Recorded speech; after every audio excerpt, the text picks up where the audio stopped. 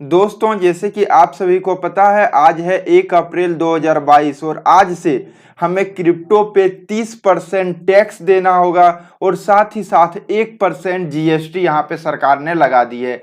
इस पे महाराष्ट्र के एक नेता हैं जिनका नाम है प्रियंका चतुर्वेदी, वो राज्यसभा में एक बहुत ही बड़ी बात बोली है और हो सकता है इस बात से हमारा जो टैक्स है वो खत्म हो सकता है। जो क्रिप्टो पे 30% का टैक्स लगाया हुआ है वो खत्म हो सकता है, इस पे घमासान चल गया है। तो दोस्तों, पूरे वीडियो को अंत तक जरूर देख लीजिए और अभी तक आप हमारे चैनल को सब्सक्राइब नहीं किए हैं तो चैनल को जरूर सब्सक्राइब कर लीजिए।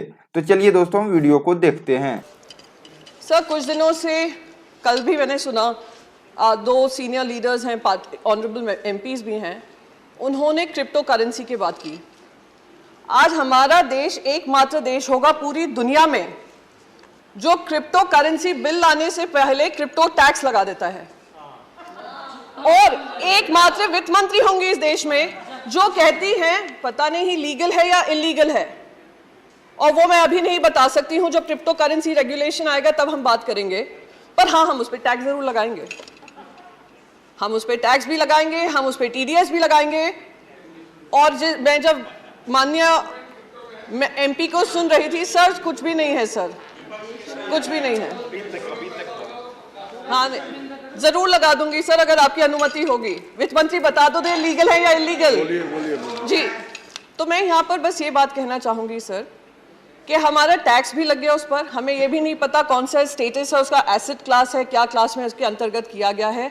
जिस तरीके से बताया गया इस पर टैक्स लगाओ, टैक्स लगाओ, टैक्स लगाओ और बढ़ाओ, क्योंकि बाकी सारे देश कर रहे हैं, उससे मुझे ध्यान आता है और शायद सभी को ध्यान होगा, जब देश में कंप्यूटर आया था, देश में जब कंप्यूटर आया था तो हमारा ये विपक्ष ही था जो बैलगाड़ी लेकर बाहर आकर अपोज कर रहा था, कहा था लाखों लाखों युवा बेरोजगार हो जाएंगे, बेरोजगारी चरम सीमा पे बढ़ जाएगी, ये सरकार युवा विरोधी सरकार है।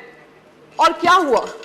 कंप्यूटर आने के बाद अगर किसी देश को सबसे ज्यादा फायदा हुआ, देश के युवाओं को फायदा हुआ, वो भारत के बच्चों को फायदा हुआ। आज हम लोग बड़े बड़े लीडरशिप रोल्स में हैं, दुनिया भर में लीडरशिप रोल्स में हैं, तो उसका फायदा हमारे युवाओं को हुआ। तो बार बार ये कहना कि ये जो है बहुत ही गंदी चीज हो रही है, बहुत ही गलत चीज हो रही है क्योंकि हमें नहीं समझ में आ रही है, तो ये गंदी ही होगी।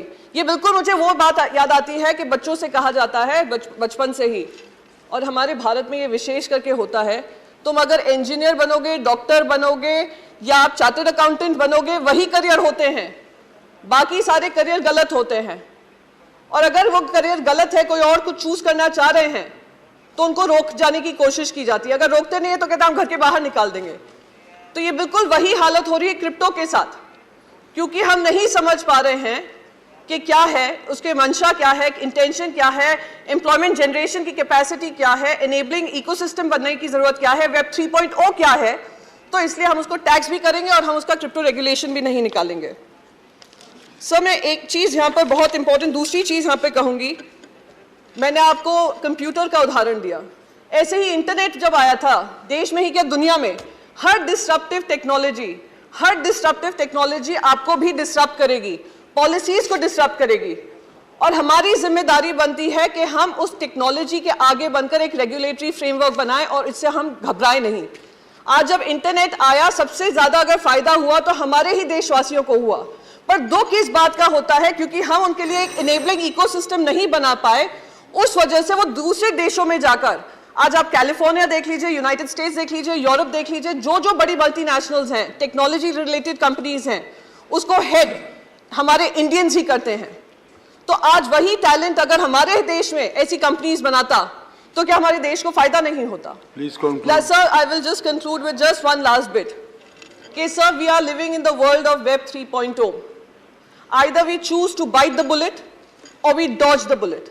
If we bite the bullet, we will be able to create an enabling ecosystem for our youth and empowering them and empowering the economy. If we choose to dodge the bullet, we can continue to feel great that Indians are doing well abroad. Thank you. And we can conclude, sir, just one last second, sir. We can continue to take pride in the reflected glory, but at the cost of empowering our own nation. So I would request the Finance Minister to think about it, and thank you so much, sir. With these words, I conclude my speech. Thank you. Jai Hind. Shri Ram Kumar Verma. तो दोस्तों ऐसे ही जानकारी मैं इस channel पर आप लोगों के लिए लेके आते रहूंगा, और आप लोग अगर चाहते हैं ऐसी जानकारी आप तक सबसे पहले पहुंच सके तो दोस्तों अगर अभी तक आपने चैनल को सब्सक्राइब नहीं किया तो चैनल को सब्सक्राइब करके बगल में दिए हुए बेल के आइकॉन को दबा के ऊपर में दिए हुए घंटी दबा के ऑल का आइकॉन प्रेस कर लीजिए, ताकि दोस्तों इस तरह का सारा वीडियो का नोटिफिकेशन आप तक सबसे पहले आ सके। धन्यवाद।